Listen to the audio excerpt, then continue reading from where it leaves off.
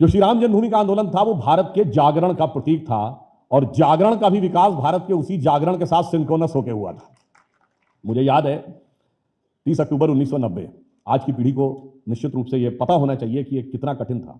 29 और 30 अक्टूबर 1990 लखनऊ आने वाली सारी फ्लाइट्स कैंसिल, सारी ट्रेन कैंसिल, सारी buses cancel, no private vehicle can come in, private गाड़ी से भी नहीं जा सकते, केवल सरकारी गाड़ी जा सकते हैं।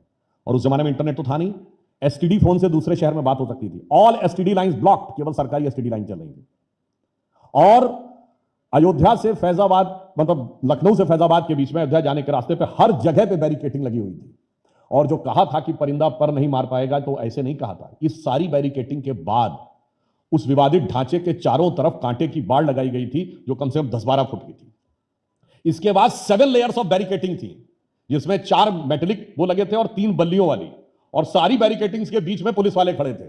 तो ऐसा नहीं है कि जिसने कहा था, अगर उस समय की सरकार ने कि परिंदा पर नहीं मार पाएगा, तो हवा में कहा था। मगर वक्त का बदलाव देखिए, जो ये कहते थे परिंदा पर नहीं मार पाएगा, आज 22 जनवरी को 100 से अधिक हवाई जहाज उस अयोध्या के महर्षि वाल्मीकि अंतरराष्ट्रीय हवाई अड्डे पे उतरेंगे। बल्कि अब तो जो कहते थे परिंदा नहीं पर मार पाएगा, वो अब कहते थे हमारा इन्विटेशन कब आएगा। ये वक्त का बदलाव है।